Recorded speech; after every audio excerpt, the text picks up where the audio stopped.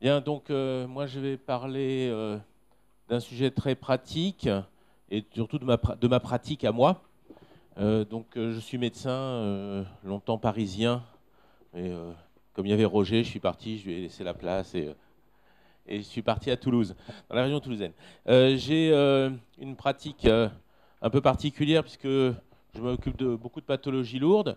J'ai le plaisir de participer aux travaux du groupe Chronimède avec le professeur Montagnier sur les infections froides. C'est pour ça que Camille parlait des Borrelia. Je le dis juste parce que je vous comprendrai que dans ma conférence, je vais en parler un petit peu. Mon travail ce matin, c'est d'essayer de vous montrer comment j'intègre les bilans IMUPRO. Bon, bien sûr, j'ai choisi des cas qui fonctionnent, mais je parlerai des difficultés aussi que l'on a.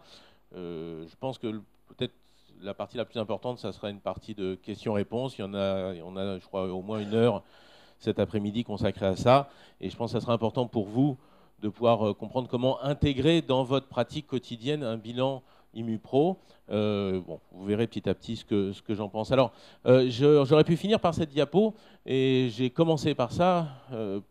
Dans quel cadre on peut envisager, on peut évoquer des problèmes d'hypersensibilité alimentaire, hein, puisque on doit bien sûr arrêter de parler d'allergie, puisque les allergologues, ça les irrite beaucoup trop dès qu'on utilise le mot allergie, même si ce sont des vraies allergies de type 3.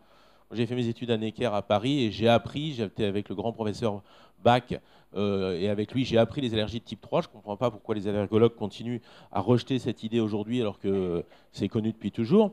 Et donc on va bien parler d'hypersensibilité. Le mot intolérance étant également un peu galvaudé, puisque les intolérances au lactose, ce n'est pas du tout immunitaire, hein, ce qu'a expliqué Camille. Donc on garde souvent le terme d'hypersensibilité, mais tout ça c'est des mots, hein.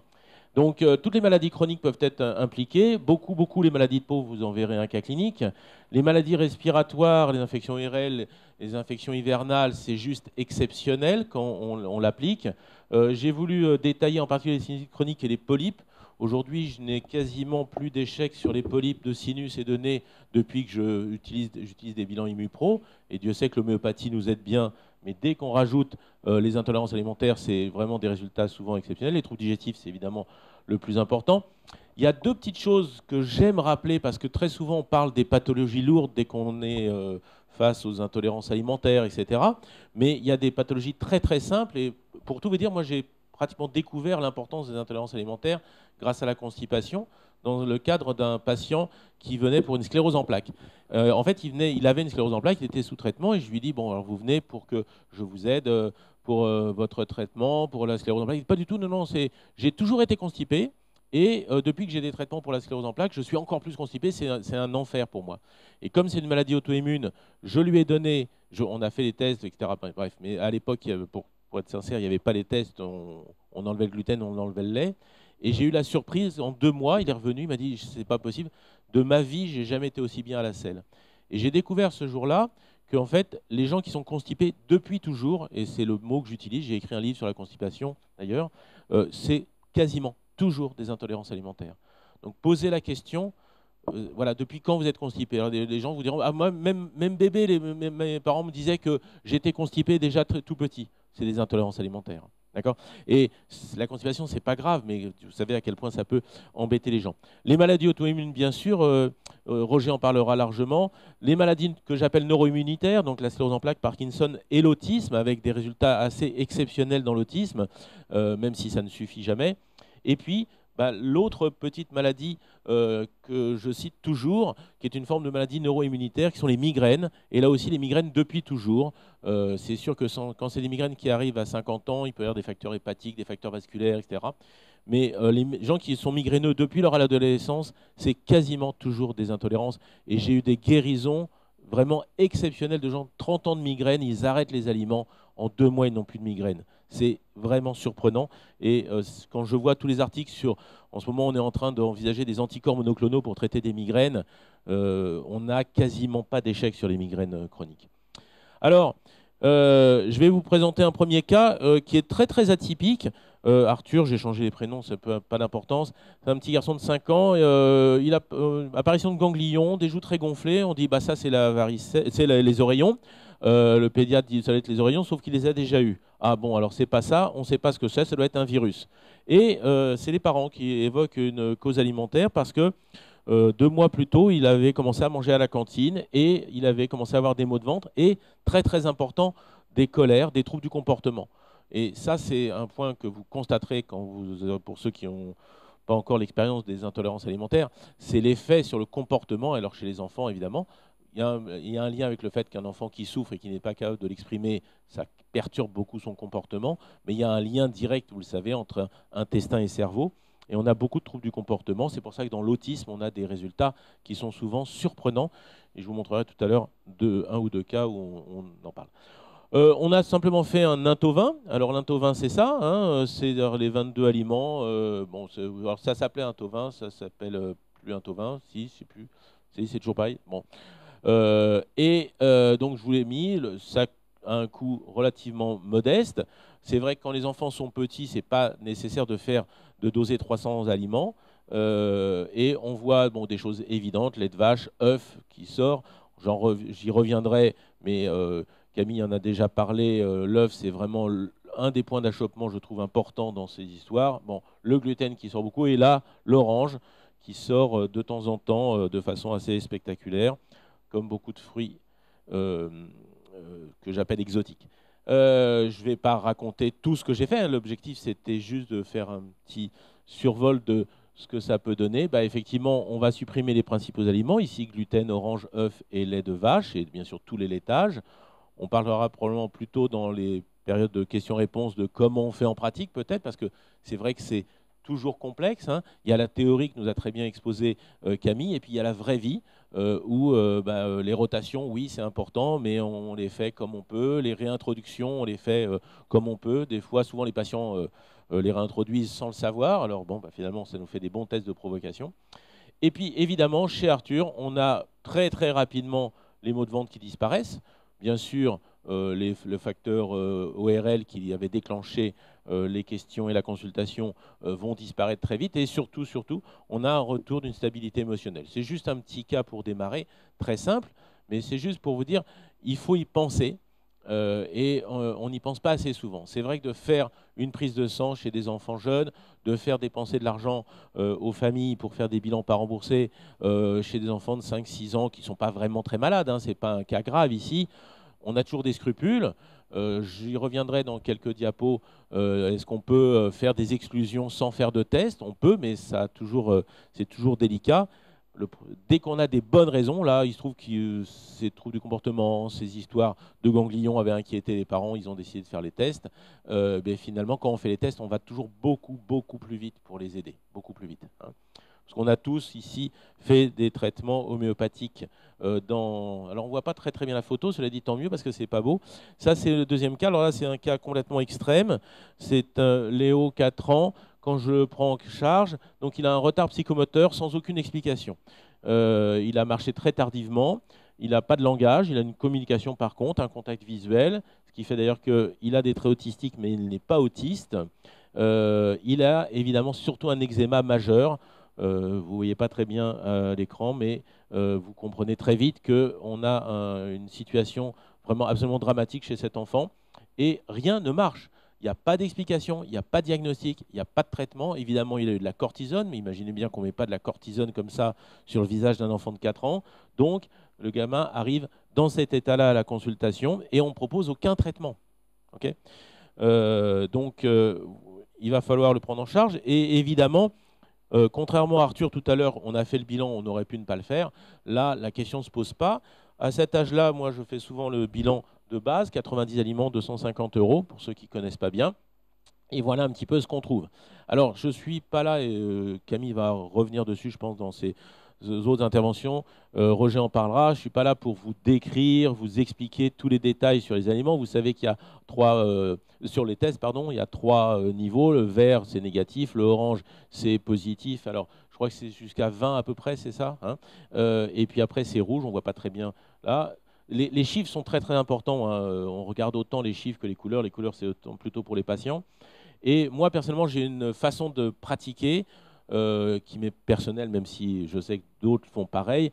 Je raisonne vraiment par aliment. C'est-à-dire que quand j'ai l'ail, la moutarde et le paprika ici, sincèrement, je m'en fiche. Alors je dis aux gens, bon, évitez d'en manger, quoi. Mais je sais que cliniquement, c'est les familles qui comptent. Là, le gluten sortait un peu, pas énormément, mais il l'avait déjà réduit. Et ce qui est très intéressant chez lui en particulier, c'est les fruits à coque, les oléagineux qui donnent énormément de réactions. Et si vous ne faites pas de test, vous ne pouvez pas le savoir, hein. Les œufs, les oléagineux, la vanille, les kiwis, il y a pas mal d'aliments comme ça qui sortent de façon un peu surprenante. Comme c'est un enfant qui a beaucoup de problèmes de santé, il a réduit son gluten. Donc, avant de venir me voir, du coup, il a mangé beaucoup de riz de sarrasin. Vous voyez que ça sort. Ça, c'est la meilleure façon de comprendre qu'il a une perméabilité intestinale. Voilà, bon, ça, j'avais juste mis ici les éléments. Ce qui est important aussi, je pense qu'ils avaient dû, j'avoue que je ne me rappelle pas, mais il faut toujours se méfier de ça. Quand on ne fait pas de test, vous savez, beaucoup de gens disent on va faire, j'y reviendrai, un régime de type Seignalais, on supprime les laitages et le gluten. Ou bien les gens l'ont fait d'eux-mêmes parce qu'ils en ont entendu parler, etc. Ils bouffent que du soja, et nous, on les voit arriver avec une très forte intolérance au soja, et on se fait piéger parce qu'évidemment, si on n'a pas de test, on ne le sait pas, hein. Donc voilà la suite du bilan. On va retrouver les laitages et le miel ici. Donc, et à chaque fois que vous verrez sortir le miel et les levures, vous vous méfierez des candidoses intestinales. Et évidemment, il en avait. Ce qui est surprenant, alors je me dis aussi pour mes confrères et mérites experts, c'est qu'il avait, alors parmi tous les tests que l'hôpital avait fait, bien sûr, ils avaient fait des tests allergos, hein, et il avait un eczéma tellement puissant, et ils avaient trouvé une allergie donc, de type 1, donc à IgE, aux œufs, et les œufs, vous voyez, ne sortent pas du tout en IgG. Il faut dire qu'il n'en consommait plus depuis au moins 1 an puisqu'il était allergique. Donc, est-ce que réellement, est-ce que c'est le fait de ne plus en consommer qui fait que c'est sorti négatif? C'est tout à fait possible. Ou simplement, alors cela étant, il est allergique aux œufs, on a arrêté les œufs et vous avez vu dans quel état il est arrivé, hein, donc de toute façon, ça ne changeait pas grand-chose. Voilà, alors on va avoir une évolution lente des symptômes. Je ne vais pas vous expliquer tout ce que j'ai fait, mais évidemment, je n'ai pas basé tout mon traitement que sur l'alimentation. Mais on va avoir d'abord un enfant, un eczéma qui se calme un peu, encore que là, il est encore important. Il avait aussi des lésions très infectées, on les voit mal. Je suis vraiment désolé, je les avais éclaircies, mais on ne peut pas éteindre rapide, juste pour voir. Après, j'ai pas d'autres photos, c'est pas grave, mais c'est les seules. Bon, c'est pas très important non plus, mais vous les voyez pas. Il a des grosses lésions, très, très surinfectées des mains. Évidemment, j'ai cherché des infections, mais il n'avait pas énormément de choses annexes. J'ai pris ce cas parce qu'il est exceptionnel et parce que c'est l'alimentation qui l'a amélioré 80%. L'alimentation travaille sur l'intestin, bien sûr. Mais on va avoir un enfant qui va petit à petit non seulement s'éveiller, on voit que l'eczéma se calme beaucoup, le main il restait un petit truc.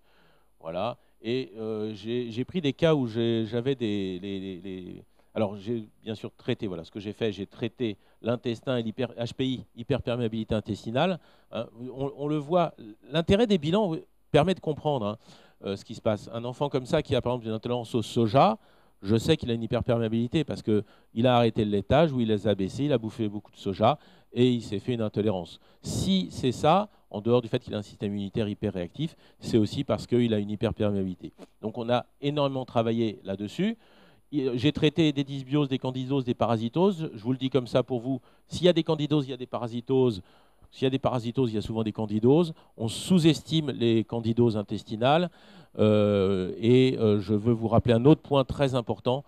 Les candidoses sont des sources majeures de troubles du comportement. On le voit dans l'autisme. Ça crée des dépressions. Ça fabrique des neurotoxines. Hein. Et ce n'est pas le candidat qui va se balader dans le cerveau, c'est les neurotoxines qui vont se balader. Hein. Ça, c'est un truc qu'on oublie trop souvent. Qu'est-ce qui nourrit les candidoses? Les fermentations, les sucres. S'il y a des intolérances alimentaires, ça les aggrave. Tout ça est un cercle vicieux. Bon, bien sûr, il a un terrain atopique. J'avais fait un bilan immunitaire. J'en passe. Il avait pas mal de carences, entre autres en zinc, en vitamine D, en fer. Bon, bien sûr, on a fait tout ça. Et lui, il était uniquement, alors c'est déjà beaucoup, hein, à 4 ans, mais positif à des virus. Il avait une positivité herpès, varicelle, herpès virus 6, donc la roséole. Voilà. Bon, c'est à la fois beaucoup et pas énorme par rapport à ce que je vois d'habitude, mais bon, il n'y avait pas d'infection bactérienne, il n'y avait pas d'autre chose. Donc on a travaillé sur les virus qui sont par contre des perturbateurs immunitaires qui peuvent expliquer aussi certains types d'intolérance alimentaire qui s'aggravent. Tout à l'heure, Camille a parlé de réactions croisées. Je pense que sur le plan physiopathologique, c'est peut-être plus complexe que ça, parce que le BV, par exemple, l'Epstein-Barr virus, ça va venir vraiment exciter le système immunitaire, donc ça va faire exploser toutes vos autres intolérances.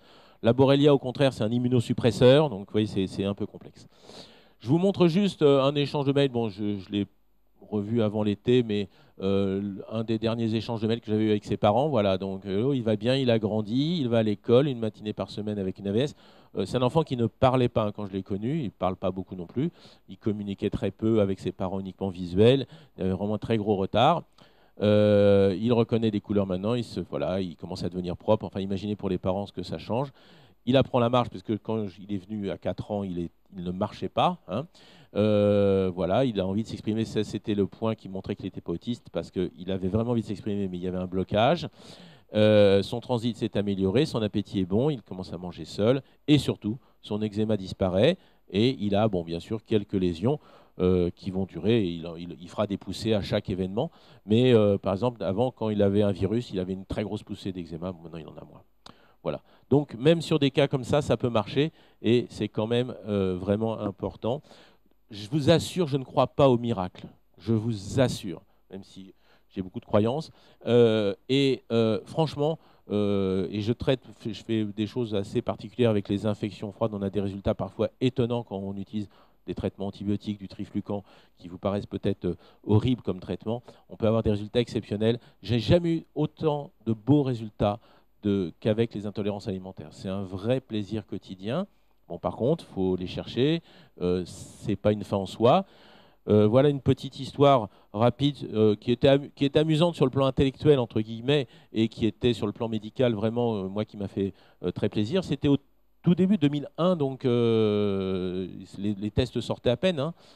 Donc moi, je les ai connus, elles avaient 5 ans, 2005. Voilà. Donc à l'époque, je ne fais pas les tests. Elles viennent, donc c'est marqué, oui, donc c'est deux jumelles, c'est pour ça que je voulais les présenter, parce que c'est un peu amusant sur le plan intellectuel. Deux jumelles, asthme très grave. Il y en a une qui a déjà fait, elles ont fait toutes les deux au moins un séjour en réa. Il y en a une qui avait été héliportée sur une crise très très grave. Enfin, c'est des gamines qui faisaient des crises d'asthme très très graves, comme on voit de temps en temps. Donc à l'époque, je ne fais pas de bilan. Par contre, je travaillais avec Jean Seignalet. Je lui donne un régime Seignalet, traitement homéo, etc., classique. Amélioration, on va dire de 50%. Et à partir de là, ils n'ont plus jamais fait de crise grave. Mais elles avaient un asthme qui était quand même assez présent. Et puis, je découvre les bilans ImmuPro et on fait les bilans. Alors, chez les deux, hein, les parents. Alors, je vous les ai mis les deux parce que, par exemple, il y avait des choses qui sortaient. Alors, c'est les anciennes formes hein, de bilan. Le lapin était sorti chez les deux. On le voyait, c'est quelque chose que je ne voyais pas très souvent. Bon, on remarquera que, bien sûr, les laitages sortaient chez les deux. Et l'œuf aussi sortait chez les deux. Les tests sont relativement proches. Ils ne sont pas identiques, mais relativement proches. Alors on peut dire que c'est des jumelles, elles ont été élevées et nourries de la même façon, hein, mais leur système immunitaire a réagi un peu de la même façon. Voilà, bon, c'était un petit peu pour ce côté un petit peu rare d'avoir un bilan. En tout cas, on a appliqué... alors il y avait un truc, c'était la dinde, je crois, où alors, il y avait le lapin...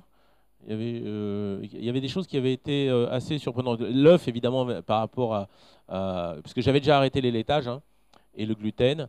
Et le gluten sortait peu, vous voyez, il sortait en deux, mais je l'avais arrêté. Et il y avait le lapin, ils en mangeaient. Ouais, je crois que c'est le lapin qu'ils mangeaient régulièrement. Et puis l'œuf, évidemment, je ne l'avais pas arrêté. Donc, on a traité, plus aucune hospitalisation, plus de crise. Ils sont restés allergiques, ils sont restés asthmatiques. Cela dit, le traitement de base les équilibrait très très bien. Beaucoup moins fragiles l'hiver parce qu'évidemment, si on faisait un bilan ImmuPro à tous les enfants qui sont fragiles l'hiver, ça serait formidable. Hein, on n'aurait plus d'enfants malades. Les enfants autistes, puisque j'en fais systématiquement chez l'enfant autiste, la première chose que les parents me rapportent, c'est génial, maintenant il va bien à la selle, il a plus mal au ventre. Et la deuxième chose, c'est il est plus malade l'hiver.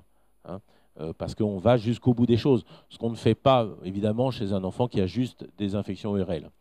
Leur comportement, elles étaient assez nerveuses, c'était des gamines assez difficiles, et elles se sont bien améliorées. Voilà.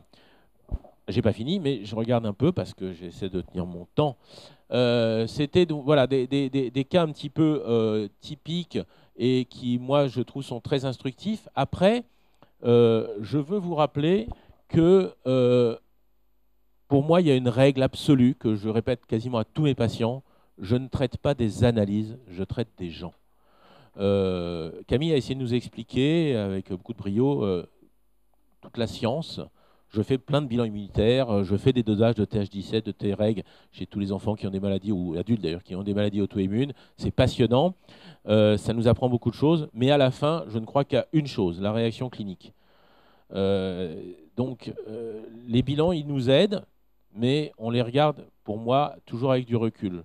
Et puis, on s'adapte à chaque patient, on va tester, on va aller plus loin. Est-ce qu'il faut réintroduire au bout de 5 semaines, 5 mois, 5 ans? J'en sais rien.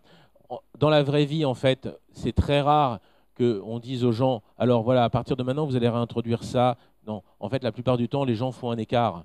Volontaire, involontaire, c'est leur anniversaire, c'est la fête, ils sont chez des amis, ils en ont marre, ils craquent. Et tout à l'heure, Camille disait qu'on peut avoir des résultats spectaculaires. C'est vrai qu'au bout de 15 jours, les gens ne vont plus avoir de migraine, ils ne vont plus avoir de constipation sur des symptômes pas graves. On peut avoir des choses spectaculaires. Mais des fois, c'est beaucoup plus lent sur des symptômes complexes. Là, on a vu cet eczéma. Je peux vous dire que c'est des mois pour que l'eczéma s'atténue vraiment. Encore que, en fait, ce qui m'avait et ce qui nous a incité les parents et moi à continuer à être très motivés, c'est qu'en un mois, il a eu le visage qui s'est nettoyé. Et puis, il a récidivé. C'est-à-dire que ça a été spectaculaire, malgré tout, mais ça n'a pas été solide, parce qu'évidemment, le problème n'était pas résolu totalement. Il fallait traiter l'intestin, etc.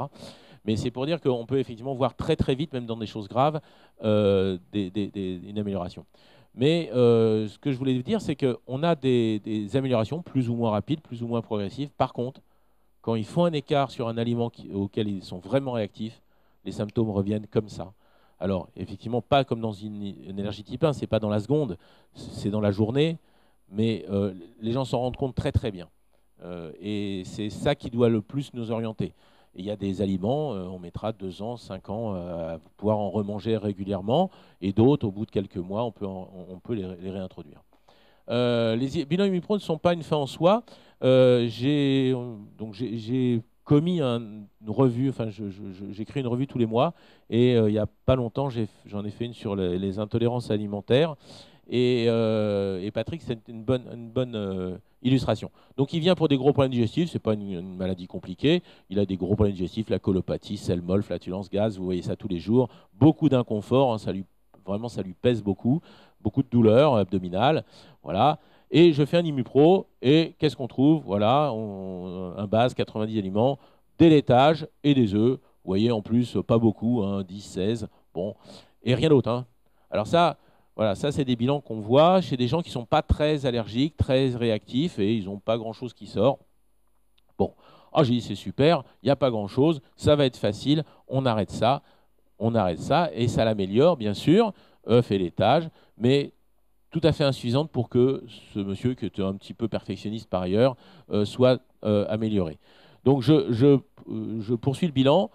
On trouve dans la coproculture une très forte dysbiose. Je fais mes coprocultures à Paris, moi au Labo 15, avec une hyperperméabilité, beaucoup d'inflammation, altération de la muqueuse. Je traite la dysbiose, et dans ces cas-là, je traite parfois quand les gens sont... Allô? Ah, il n'y a plus de vache. C'est revenu. Et donc j'ai utilisé, je l'ai mis pour que vous compreniez que c'est traiter la dysbiose. Parfois, pour moi, c'est pas juste de donner de la cannelle. Je suis un grand fan d'aromathérapie, mais dans un certain nombre de cas, je vais aller plus loin avec entre autres du flagyl, du triflucan. J'ai donné d'autres choses aussi, mais voilà, c'est juste pour vous dire que des fois, il faut traiter de façon très énergique. On a beaucoup travaillé sur la flore et l'hyperperméabilité.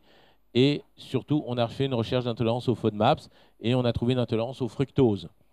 Et ça, c'est très important, parce qu'il faut vraiment qu'on arrête cette guéguerre entre allergologues, gastro-entérologues et passionnés de nutrition de ce type, que j'appellerais une nutrition intégrative.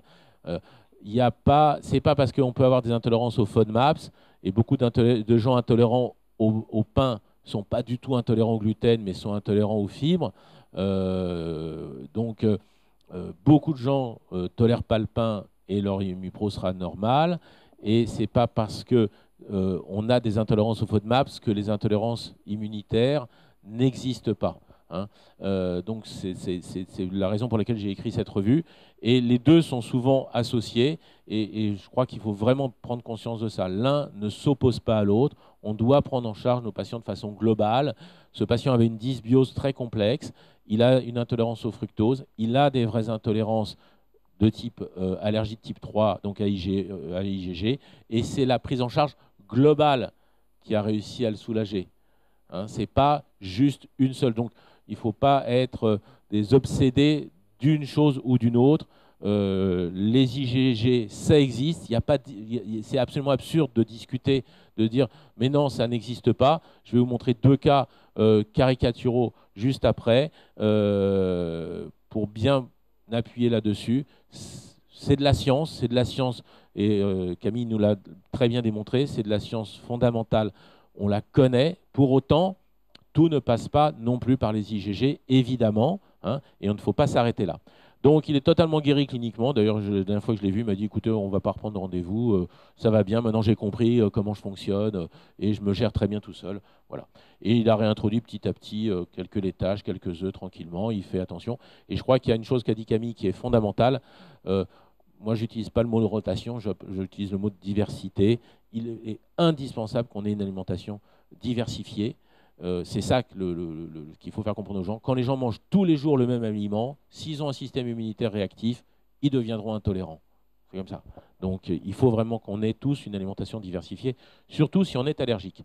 Alors, est-ce qu'on pourrait simplifier les choses, éviter des dépenses d'argent et faire un régime de type Seignalais? Je pense qu'ici, tout le monde connaît Jean Seignalais, au moins de nom, qui a écrit ce livre formidable, qui nous a initiés, moi, et c'est lui qui m'a initié à ces questions-là.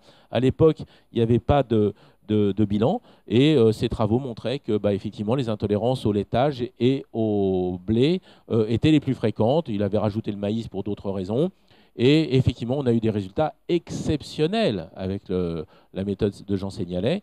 C'était déjà très très bien, mais en fait c'est pas aujourd'hui, à mon sens, on ne devrait pas, j'aime pas le mot devoir, mais on ne devrait pas faire uniquement cette démarche. Alors c'est vrai que moi je le fais quasiment tous les jours, j'ai des patients qui arrivent et suivant les symptômes, je leur dis écoutez, arrêtez déjà les laitages, arrêtez le blé, on va voir, mais on va faire un bilan. C'est vrai qu'un enfant qui a des rhinos, je commence par lui arrêter les laitages. Ça peut être une intolérance aux protéines du lait, ça peut être une intolérance au lactose, et souvent le fait de réduire les laitages suffit. Mais dès que la pathologie devient un petit peu plus complexe, si on fait uniquement un régime de type Seignalais, qu'est-ce qui va se passer? Vous voyez ici, ce patient, il avait une très forte intolérance au laitage, mais rien du tout au gluten. Je vais lui arrêter le gluten pour rien. Voilà. Donc il ira mieux il sera guéri avec un régime Seignalais, mais il va arrêter le gluten pour rien. Hein. Celui-là, c'est le contraire. Il est réactif au gluten et puis à côté, rien du tout, à part le café. On se demande pourquoi. Peut-être Camille aura une explication. Mais voilà, ce n'est pas le café qui l'embête le plus, mais c'est intéressant de le savoir. Vous voyez, des fois, on trouve des trucs comme ça. On va avoir que le gluten, on va avoir le kiwi. Les gens mangent un kiwi tous les matins, ils sont intolérants au kiwi, qui est un fruit qui sort souvent. Ça va être la vanille. Hein. Donc, le régime Seignalais, oui, sans bilan, on pêche parfois par excès. Et puis, très souvent, évidemment, on pêche par défaut, parce qu'il y a un aliment qui ressort très souvent, comme l'a dit Camille, ce sont les œufs. Et ici, ce patient, elle aurait été parfaitement améliorée par un régime Seignalais, puisqu'elle est très intolérante au gluten et beaucoup au laitage. Et puis après, la question, est-ce qu'on enlève que la vache ou est-ce qu'on enlève vache, chèvre et brebis? Ce n'est pas du tout pareil au niveau du quotidien de ces enfants. Hein. Mais comme on n'aurait pas enlevé les œufs, eh bien, on aurait une amélioration partielle, on aurait été déçu, etc. Donc ça, c'est vraiment ce qu'apportent les bilans. Hein. À un moment donné, on ne peut pas se passer de ces bilans. Et encore là, je vous ai montré des cas simples. Donc je crois qu'il faut vraiment savoir utiliser ces bilans, voilà, quitte à faire des bilans plus petits s'il y a des problèmes d'argent, mais ça nous donne des réponses qui sont tellement uniques. Alors, quand on a des réponses comme ça, en plus, c'est simple, parce que là, c'est des intolérances très claires. Hein. Il n'y a pas trop de choses. Moi, voilà, évidemment, je dirais à cet enfant de ne pas manger trop de moutarde, mais on s'en fiche un peu. Bon, l'arachide ici, ça peut être important, surtout que c'est à 13, mais le citron, c'est certainement pas ça qui est en cause dans sa clinique. On va juste lui demander de ne pas en prendre trop. Voilà. Mais, et le fait d'arrêter le reste et de traiter son intestin, bien sûr, va suffire. On peut... Ah oui, c'est vrai que j'avais encore un cas clinique important, mais ça va, je suis dans les temps. On peut aussi attaquer des pathologies très très lourdes. Je ne sais pas si vous avez l'habitude des arthrites chroniques juvéniles, c'est une saloperie. D'abord parce que les enfants ont un système immunitaire hyper réactif, donc c'est toujours beaucoup plus violent chez les enfants quand ils ont des vraies maladies auto-immunes. Et puis c'est vraiment, on met en jeu leur avenir, hein. Donc on ne peut pas s'amuser, hein, avec ces pathologies-là. Il faut être très très très rigoureux. C'est l'avenir, c'est l'avenir de leur articulation, hein. Donc cet enfant, 9 ans, a eu une mauvaise expérience avec du méthotrexate, qui a été très mal toléré et qui ne l'a pas amélioré de façon très claire. Et on propose donc de passer à l'Imurel. Elle a une atteinte modérée des genoux et des chevilles. C'est vrai que ce n'est pas la pire que j'ai vue, mais parce que quand je l'ai vue, elle marchait correctement, elle vivait normalement, on va dire, elle ne pouvait pas faire de sport. Voilà. Mais les parents étaient vraiment très très embêtés parce qu'ils avaient eu un très mauvais vécu du méthotrexate. Déjà, c'est des médicaments qui sont agressifs, hein, et ça les embêtait beaucoup. Bon, moi je suis toujours très prudent parce que ça peut être vraiment embêtant et des fois on a des... J'ai entre autres en tête un petit patient à peu près du même âge qui avait été formidablement bien amélioré par du Imbrel, qui est un autre immunosuppresseur, et qui l'avait beaucoup aidé. Donc il ne faut pas du tout rejeter ces traitements. Ce n'est pas mon genre. Moi, je n'ai pas de problème philosophique. Mais en tout cas, ses parents cherchaient des solutions et voulaient voir un peu avant de la remettre sous un autre immunosuppresseur si on pouvait l'aider. Alors évidemment, on a fait un bilan ImmuPro. Oui, il était en 11-2016. Donc c'est un 90. Je pense que c'est à cet âge-là, je ne fais pas les 270, et on trouve des choses assez classiques. Le gluten qu'elle avait déjà réduit, hein, parce que les gens qui viennent me voir sont souvent des gens qui ont déjà un peu de connaissances. Bon, les laitages qui sortaient, voilà, bon, il y a la levure. Alors, surprenamment, peut-être on va retrouver ce que tu disais sur les protéines animales, mais enfin, en tout cas, le bœuf, le porc sortait beaucoup, un peu l'agneau. Alors, parfois, on sait qu'il peut y avoir aussi des... Je parle sous le contrôle de Camille, on a parfois des réactions croisées aussi entre le bœuf et les laitages et le lait de vache. En tout cas, moi, j'ai repéré qu'il y avait parfois des intolérances qui croisaient. Bref, toujours est-il que cet enfant va... Alors donc, bien sûr, on va chercher des infections froides. Elle en avait. On va traiter ces infections froides. On va traiter beaucoup de son terrain. Et voilà. Donc, j'aime bien... J'ai utilisé les échanges de mails, parce que je travaille beaucoup par mail avec mes patients, juste parce que comme ça, c'est les mots des parents. C'est plus intéressant que je vous dise, voilà ce que j'ai trouvé, ce que j'en pense. Ce qui est intéressant, c'est ce qu'ils en vivent. Donc, elle se porte bien, elle prend son traitement, on suit le régime alimentaire. J'avais beaucoup aimé ce mail parce que vous allez comprendre à quel point la notion de motivation est importante. Parce que personne n'a dit que c'était simple de supprimer ces aliments, hein. Ont été éliminés levure, levain, gluten, produits laitiers, viande rouge, porc, veau, agneau, paprika. Les parents sont super corticalisés, super sympas et super motivés. Et la gamine, elle a la chance d'être très très cool.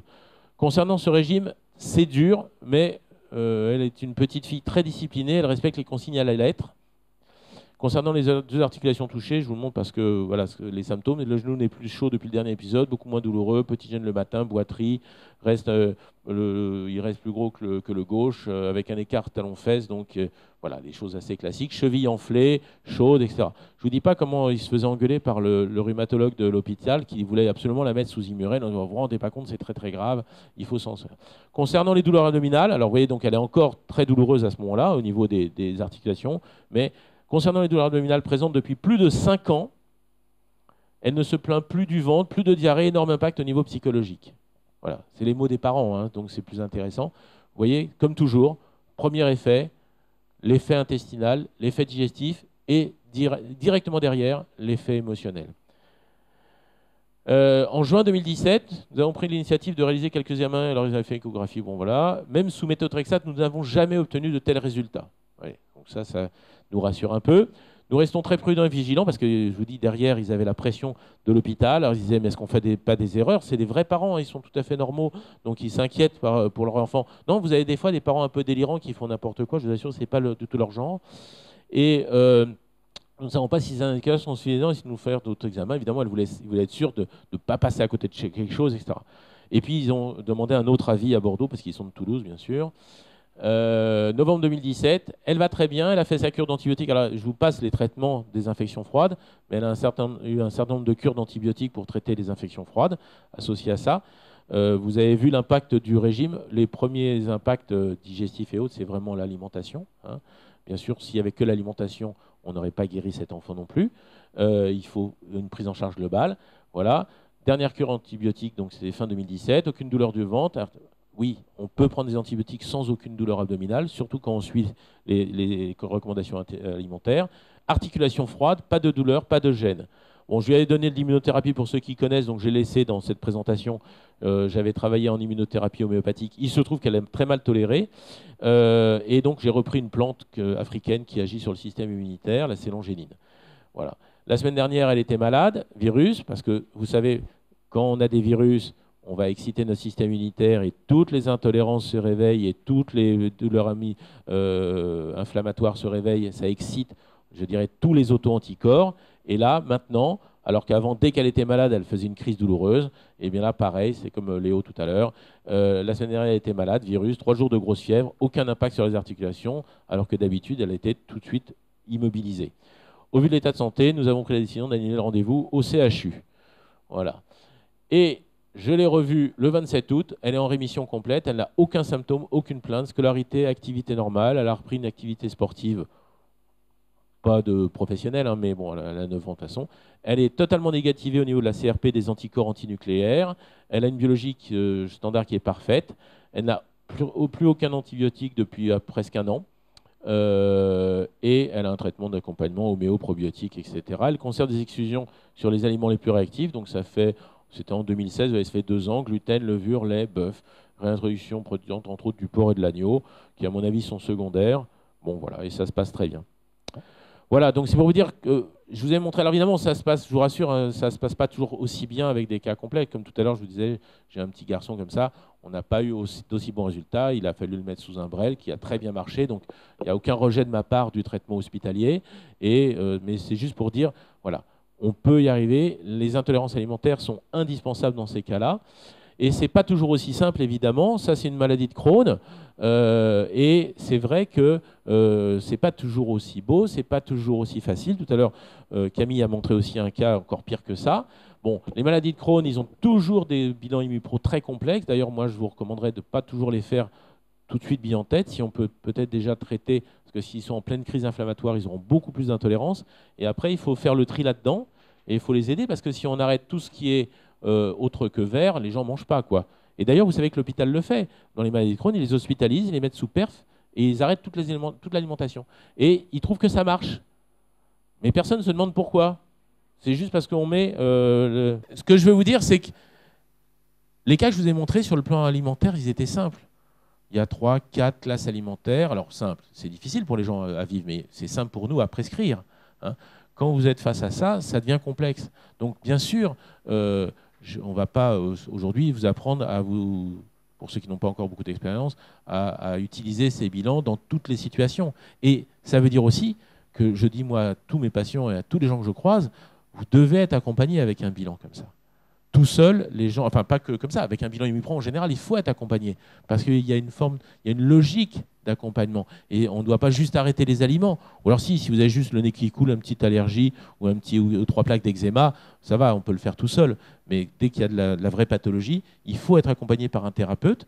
Mais pour autant, c'est très très intéressant. Donc là, c'est juste pour vous montrer que des fois, ça peut être très complexe et là, ça nécessite un travail et de l'expérience. Et puis des fois, parce que je veux rebondir sur ce que dit Camille, évidemment, les gens qui nous disent « mais non, c'est idiot, tout le monde fait des IgG ». Non, tout le monde ne fait pas des IgG alimentaires.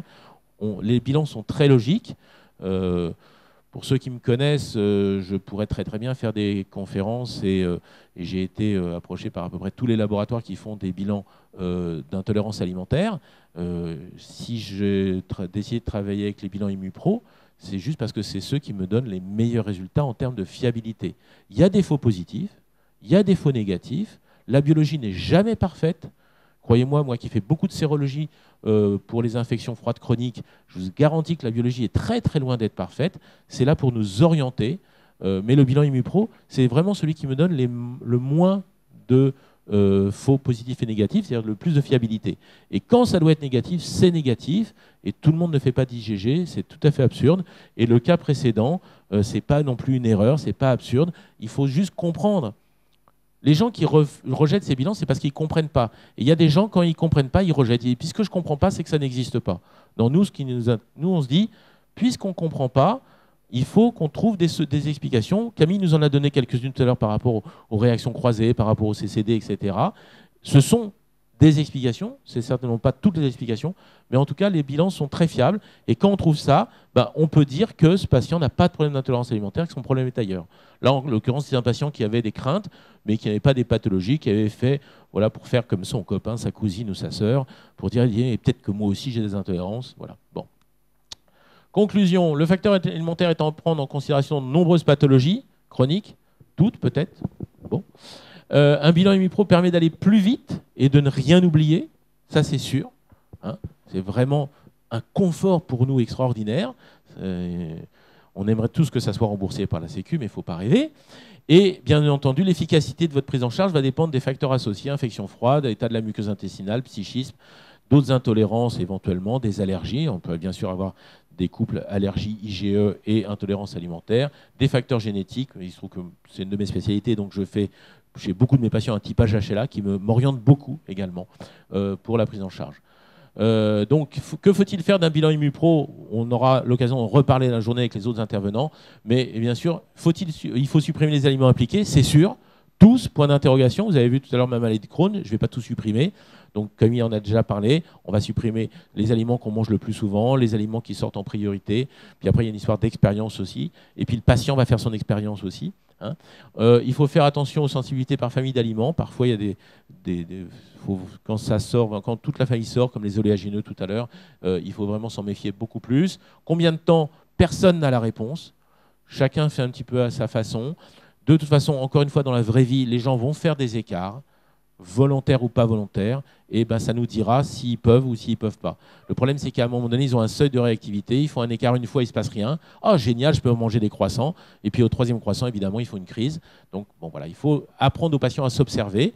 Sinon, la théorie, Camille vous l'a montré tout à l'heure, mais en pratique, on sait qu'il y a des aliments qu'on ne pourra pas réintroduire de sitôt. Tout dépend du niveau d'intolérance, bien sûr, de la clinique. Hein. Est-ce qu'on est face à une maladie complexe ou à juste une petite rhino chronique, un coryza chronique. Si toute la famille d'aliments est concernée, en général, l'exclusion sera souvent plus longue. Réintroduction prudente, ça c'est sûr, progressive, en rotation, comme l'a expliqué Camille. Ça c'est une certitude. Bon, voilà, mais ça veut tout dire et rien dire, hein, parce qu'en pratique, on fait quoi? Bon, voilà, on le fait en fonction du patient. Et puis, importance de la prise en charge de l'intestin, bien sûr, puisqu'il y a un problème de flore et de perméabilité intestinale. Et donc, le mot, pour finir cette diapo, c'est le mot diversifié. Voilà, et pour finir, 3 diapos de citation pour vous montrer que ce n'est pas d'hier que les sages s'intéressent à l'intestin et que les scientifiques ont constaté que l'intestin était vraiment le centre de notre santé. Pour ceux qui ne le connaissent pas, Birchner Benner, c'est celui qui a inventé le muesli. Voilà, bon, je vous laisse lire, hein, mais ce qui est important, voilà, cette notion, nous ici on parle aujourd'hui d'intolérance alimentaire et des réactions qu'elle donne dans le corps, mais dès qu'on a des réactions immunitaires, des intolérances alimentaires, on a de l'inflammation intestinale. L'inflammation intestinale veut dire augmentation de la perméabilité intestinale. Bien sûr, ça augmente les réactions immunitaires, mais ça augmente aussi ce qu'on va appeler en naturo l'encrassement, parce qu'il y a aussi des grosses molécules, des métaux, des toxiques, des pesticides, un certain nombre de molécules qui vont passer et qui vont venir encrasser l'organisme. J'avais trouvé ça, je le cite de temps en temps, donc un chirurgien, voilà, en 77 qui disait déjà la mort commence dans le côlon. Vous voyez un petit peu. Et puis bien sûr, celle qui moi m'a initié à toutes ces questions de nutrition et d'intestin, le docteur Catherine Kousmine. Hein, l'intestin est le moteur des maladies. Voilà, c'est au niveau de l'intestin que les désordres membranaires auront les plus graves conséquences. Importance des acides gras polyinsaturés également pour rétablir une bonne muqueuse intestinale. Je vous remercie de votre attention. Merci Eric. Effectivement, place aux questions. Juste pour dire que effectivement, vous avez eu, je pense, à l'exemplaire du magazine que tu animes tous les mois. Je voulais aussi dire que donc il était possible de s'abonner, mais aussi dire que d'ailleurs peut-être tu peux nous informer que tu avais fait un très beau congrès à Toulouse, je crois il y a 2 ans, sur l'auto-immunité. Nous étions présents. Ma question, c'est est-ce qu'il y en a un de prévu? Donc il y a des futurs congrès qui sont prévus dans ma tête, et maintenant il faut que ça se réalise, donc oui, ça va revenir. Ok, ça c'est une bonne nouvelle. Juste pour vous dire qu'on peut effectivement, je pense, faire 5 à 10 minutes peut-être de questions. Je voulais, en fait, en lien avec les 2 présentations, vous dire qu'effectivement, l'expérience compte dans la vraie vie, et donc on l'a fait soi-même en tant que praticien. Tout de même, quelques mots-clés, repères-clés qu'il faut avoir. Bon, bien sûr, on parle de bilan et on parle de méthode. Personnellement, n'étant pas praticien, j'essaye d'éviter le terme de régime lorsqu'on parle de refonte alimentaire, de réforme alimentaire. Pourquoi? Parce que on sait d'une part que les régimes ne fonctionnent pas. Donc ça, on part mal si on parle trop de régime, notamment d'exclusion. D'accord? Dire que tout de même, c'est important, la perméabilité intestinale se répare. Donc lorsqu'on parle d'exclusion, elle peut être temporaire. Ça, c'est quelque chose qu'on pourra développer, mais qu'en rien, il s'agit d'arrêter un aliment à vie systématiquement. Voilà, la seule exclusion, effectivement, systématique et à vie, c'est le gluten en cas de maladie cœliaque. Dire que, effectivement, la vraie vie est importante. Dire que Camille vous a apporté des bases sur la théorie, mais que dans la vraie vie, effectivement, on va se caler au terrain de la personne selon effectivement l'état, et parfois les maladies graves, ça prend plus de temps. Voilà. Je vous laisse la parole. Si vous voulez justement poser des questions, on est là pour y répondre suite aux 2 présentations. Ensuite, nous aurons la pause café et nous pourrons avoir la présentation ensuite sur l'auto-immunité, successivement par Camille et par Dr Mussy. Allez-y, prenez le micro. Et moi, je vais juste dire un mot. Ce que je voulais vous dire à travers ma présentation, c'est que vraiment, quelle que soit votre pratique, vous avez tous des pratiques différentes. Les bilans s'intègrent vraiment dans toutes nos pratiques. Moi, c'est ça que j'ai découvert. C'est-à-dire que vraiment, c'est complémentaire, quelle que soit votre pratique, c'est AQ, diététicien, médecin ou autre. Voilà, je voulais vous poser une question par rapport au FODMAP, puisque la liste est longue aussi, et comment voilà, les repérer, c'est par famille, c'est par... comment faire, on en parlait tout à l'heure avec Camille. C'est vrai que on a quelques tests respiratoires pour le fructose et le lactose. Donc, bon, pour ceux qui en font, ça se fait. Certains gastro s'y sont mis. Maintenant, moi, à Toulouse, il y a un service à l'hôpital qui fait des tests respiratoires. Donc, je commence à avoir des patients qui arrivent avec un diagnostic d'intolérance au fructose. Mais du coup, j'ai l'inverse. C'est-à-dire que les patients, on leur diagnostique une intolérance au fructose ou au lactose. Et puis, ils arrivent chez moi parce qu'ils ne sont toujours pas mieux. Parce que c'est une partie du problème. Comme tout à l'heure, mon patient, on a commencé par l'Immupro. Et puis, on a enlevé les aliments, et comme c'était simple, on a vite compris que ce n'était pas le seul problème. Bon, alors pour fructose, lactose, il existe des tests respiratoires qui sont assez fiables, mais qui ne se pratiquent pas beaucoup. Et puis après, pour le reste, on n'a pas grand-chose. Donc, il faut pouvoir les repérer, y penser. Après, on a des tableaux, j'en ai mis dans ma revue. Et c'est à la fois passionnant et compliqué, mais bon, bah, ça se fait par tâtonnement. Il y a des gens qui sont intolérants à un seul type de FODMAPs, d'autres à tous. Donc, on apprend aux gens à les repérer. Les listes leur permettent, c'est aux patients de travailler, de repérer. Il y a pas de, je ne connais pas d'autres systèmes. On ne supprime pas 100% des FODMAPs comme ça, bien entendu.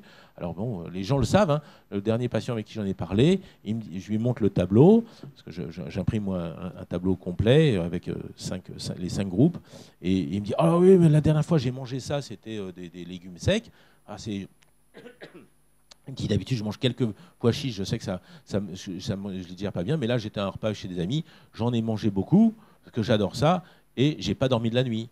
Voilà, bon, bah, on sait que cette classe de fausses, donc de FODMAPs en tout cas, il y est très réactif. Peut-être il est aussi réactif au lactose, peut-être pas. Bon voilà, par tâtonnement. Je ne connais pas d'autres systèmes. Je ne sais pas si d'autres ont... À part pour fructose, lactose, quoi. Mais c'est sûr que les deux sont complémentaires et que les deux existent et les deux peuvent coexister, c'est pas rare. D'ailleurs, très souvent, quand il y a l'un, on peut avoir des problèmes enzymatiques, des problèmes inflammatoires qui font que l'autre type d'intolérance apparaît. Ça dépend de notre génétique, notre système immunitaire pour les histoires d'immu-pro, parce que tout le monde n'a pas un système immunitaire hyper réactif. Mais maintenant, on vit dans un monde qui est on est tellement sursollicité par tellement de molécules chimiques, entre les vaccins, les pesticides, les additifs, etc. Probablement les ondes électromagnétiques qui jouent sur nos muqueuses et la perméabilité, qu'on voit de plus en plus de gens hyper réactifs. C'est le problème. Okay. Immunitairement, je parle. Voilà. Peut-être on pourra fournir dans le rapport le fameux tableau des 5 groupes. Il est résumé dans ma revue. Je l'avais mis dans ma revue, mais peut-être pas sous une autre forme. Mais j'avais dû de mémoire le mettre une liste en tout cas. Oui, voilà. Je reviens sur une situation que vous avez évoquée et qui m'arrive dans ma pratique. Justement dans des cas assez graves, notamment par exemple des enfants. J'ai eu une fillette de 11 ans qui à un moment donné a présenté en l'espace de 6 mois cette année, du début de l'année jusqu'à disons à peu près au mois de mai, mars, elle est venue me voir, donc grande fatigue, des douleurs, elle n'arrivait pratiquement plus à écrire, tellement elle avait des douleurs dans les mains et dans tout le corps. Bref, j'ai fait tout le bilan, aussi bien intolérance alimentaire, les infections froides, etc. J'ai commencé à la traiter et j'ai tout mis en place. Et on fit justement, au bout de nette amélioration du régime et tout le reste, plus de maux de ventre non plus, etc., mal de tête. Pendant 3 mois, tout va bien. Et ensuite, la mère me rappelle, pendant les vacances, eh bien voilà, les symptômes qui réapparaissent. Bon, là, je vais la voir, mais voilà, je me suis sentie très embarrassée. Et bon, est-ce que vous pouvez m'aider un petit peu, m'en dire un petit peu plus? Parce que là, voilà, Peut-être que mes confrères vont prendre aussi la parole là-dessus, parce que c'est notre problématique. C'est-à-dire qu'on a des améliorations spectaculaires, mais provisoires, et puis après, les choses réapparaissent. On a tous eu, quel que soit le type de pathologie d'ailleurs, je pense. Alors, quelle est soit, effectivement, on n'a pas traité suffisamment l'hyperperméabilité, et il y a une telle réactivité immunitaire que la personne est devenue intolérante à tout ce qu'elle mange. Moi, je l'ai vu plein de fois, des gens qui n'avaient pas d'intolérance au soja. On a arrêté les laitages parce que ça sortait. Ils se sont mis à manger du soja tous les jours et ils sont devenus intolérants au soja. Donc, et des symptômes réapparaissent. Donc ça veut dire 2 choses. Ça veut dire que, quoi qu'ils mangent, une fois qu'on a enlevé les aliments, il faut essayer d'être diversifié, mais ce n'est pas simple, évidemment, puisqu'on leur enlève des choses.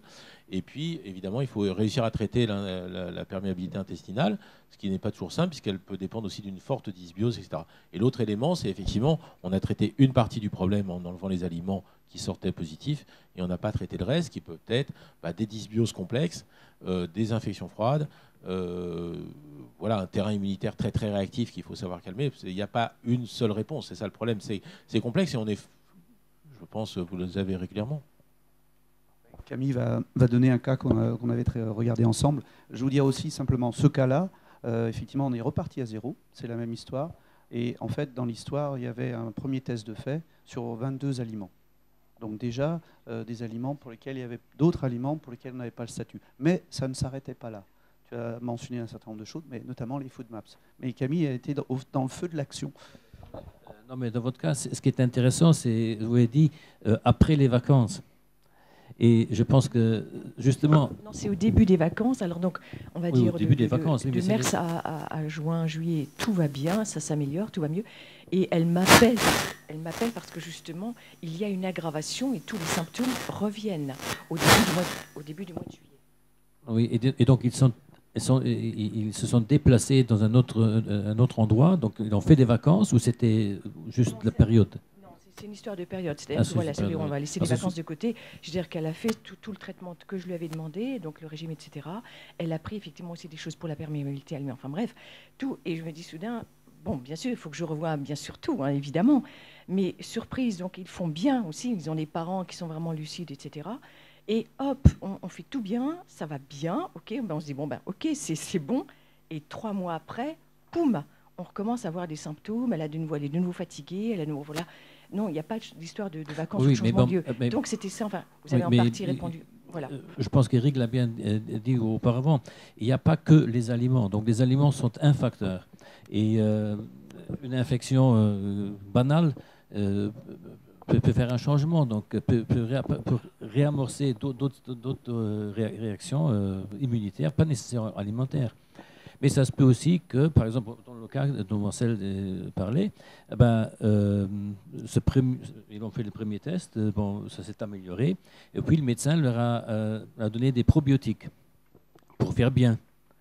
Et justement, en prenant les probiotiques, ça s'est aggravé, et vraiment aggravé. Et c'est là que je me disais, voilà, donc donner des probiotiques, c'est-à-dire donner des bactéries fermentatives qui, en fin de compte, sont importants pour notre système. Mais il faut que le reste, gauche et à droite, passe aussi. Donc, pour moi, dans ce cas, c'était une indication qu'effectivement, il y avait des FODMAPs. Donc, on a fait une analyse des selles. On a effectivement vu qu'il y avait une fermentation excessive qui a été faite. Donc, on a retiré ce probiotique. On leur a donné une liste, comme disait Eric, avec les FODMAPs. Elle a choisi, elle a éliminé ceux qu'elle consommait avant, et miraculeusement, ça s'est bien passé. Et toi, tu avais encore contact pas trop longtemps, ça s'est maintenu. Donc, mais il y a de temps en temps des rechutes, c'est clair. Il y a de temps en temps aussi des nouvelles hypersensibilités qui se créent. Donc, surtout si on ne fait pas la rotation. En fait, c'était mon cas aussi. Hein. Donc, j'avais éliminé tous les laitages et tout. Mais bon, j'étais ma première cobaye, donc je ne savais pas l'importance de la rotation. Donc, j'ai changé tout contre les produits de soja. Bon, je ne buvais jamais de lait. Hein. Je détestais le lait, mais j'ai mangé beaucoup de crème, des choses comme ça, donc, et des yaourts. Après 6 mois, j'ai remarqué une détérioration de ma santé et tout ça. J'ai refait le test. Moi, c'était le soja qui est apparu. Donc, on apprend des choses. Je suis partie dans la piste génétique. Et c'est un petit garçon qui s'appelle Robin. Il a 16 ans. Et il a été hospitalisé pendant 2 ans, 1 jour sur 2, dans les 2 dernières années. On a fait la recherche des hypersensibilités alimentaires. Je ne fais pas les infections froides, je ne sais pas du tout comment faire. Et ce garçon a vraiment fait à la lettre ce que je lui disais parce qu'il voulait vraiment retourner à l'école. Il est retourné à l'école et puis ça a recommencé au fait à peu près 2-3 mois après. Il a recommencé à avoir mal au ventre. Et là, je me suis posé la question de pourquoi j'arrivais probablement pas à réparer ses intestins. Et donc, je me suis intéressée au FUT2. On a fait le dépistage du fucosyltransférase 2 et il était négatif. Il n'est pas sécréteur de fucosyltransférase 2, enfin de fucosyl, puisqu'il n'a pas les gènes requis. Et depuis début août, il prend du fucosyl et il est retourné à l'école et il fait du foot. Voilà. Alors, je suis tombée par hasard là-dessus. Hein. Ça peut être, il y a probablement d'autres pistes, mais voilà. Oui, merci pour ces témoignages. En fait, je voulais vous dire que parfois, effectivement, il faut creuser. Voilà, en l'occurrence, c'est quand même pas évident. Dire que, et ça, je laisserai parler à Camille, explorer certaines raisons qu'on peut oublier, par exemple la voie pulmonaire, respiratoire. C'est le cas que Camille relate souvent par rapport, par exemple, à un champ de lavande. Effectivement, la lavande qu'on ne consomme pas par voie alimentaire, a priori, peut avoir un impact si on la respire. Et aussi, bien sûr, la voie cosmétique, c'est-à-dire la barrière de la peau n'est absolument pas une barrière et peut créer les mêmes problèmes. Après, si vous voulez, ce questionnement, le patient doit aussi le conduire. Et j'ai un cas, je le replace toujours, d'une personne que je connaissais qui m'a dit « ça y est, j'ai trouvé », elle habitait à Metz, et elle avait trouvé, donc, suite à un voyage très loin, voir ses enfants du côté de la Polynésie et autres, que en fait la solution c'était le soleil. Et donc elle s'apprêtait à déménager pour effectivement régler ses gros problèmes. Pourquoi? Parce que là-bas elle n'avait plus du tout aucun problème, aucun symptôme. Je lui dis d'accord, enfin je ne suis pas non plus grand spécialiste, mais je suis quand même arrivé à lui démontrer que ce qui s'était passé, c'est qu'il avait à son insu changé complètement d'alimentation, notamment moins de gluten, moins de sucreries, etc. Et qu'en fait, ce qu'il avait fait simplement en revenant à Metz, c'est non pas ne plus avoir de soleil, mais repris, ce n'est pas ses mauvaises habitudes, mais ses intolérances. Et ça demande donc un petit questionnement, une petite enquête personnelle. Mais n'oubliez pas que c'est important d'impliquer la personne. Ce n'est pas magique, quoi. Donc, c'est des cas comme ça qu'on apprend au fur et à mesure et ils sont toujours très intéressants. Oui, en plus, votre cas me rappelle un cas en Allemagne. Et là, en fin de compte, c'était une fatigue surrénale. Donc, la personne ne produisait pas assez de cortisol. Et au fin de compte, le cortisol, encore une fois, c'est un anti-inflammatoire d'un côté, mais d'un autre côté, il y a des anticorps. Je vais vous montrer ça tantôt, là, non, par exemple, contre le gluten, qui se dirige aussi contre la 21-hydroxylase. Et si vous avez un blocage de la 21-hydroxylase, vous ne pouvez pas, vous ne faites pas assez de cortisol. Et donc, en fin de compte, vous tombez dans une fatigue surrénale. Et dans ce cas-là, c'était le cas. Donc, c'était très, très semblable à ce que vous avez dit. Donc, je ferai un dosage du cortisol dans ce cas-là aussi. Pour compléter, tout à l'heure, Camille a posé la question classique, essayer de comprendre depuis quand, depuis que, c'est en homéopathie, on a toujours les depuis que, et c'est peut-être les vacances, et donc il a essayé de... Bon. Mais la question, c'est qu'est-ce qui s'est passé avant. Souvent des facteurs intestinaux, il peut y avoir une tourista parce qu'effectivement il est allé quelque part, il a pu choper ou réveiller une candidose, il a peut-être mangé plus de sucre parce que c'était les vacances et il a réveillé une candidose. Enfin, il peut y avoir vraiment pas mal de choses qui après, derrière, déclenchent de nouveau les symptômes. Mais bon.